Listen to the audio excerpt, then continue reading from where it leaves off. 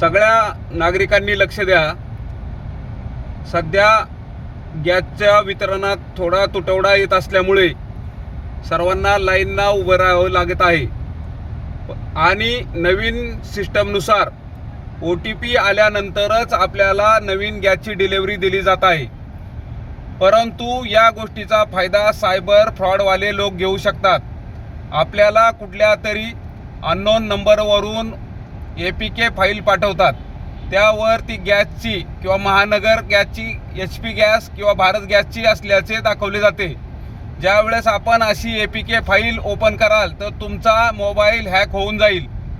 तरी कोणी नागरिकांनी अशा येणाऱ्या APK फाईल डाउनलोड करू नका।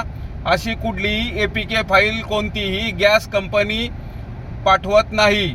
आपण स्वतः जाऊन गॅसच्या ठिकाणी बुकिंग करून OTP आपल्या रजिस्टर्ड मोबाईल नंबरवर साध्या SMS द्वारे येईल। तरी कोणीही नागरिकांनी APK फाईल डाउनलोड करू नका।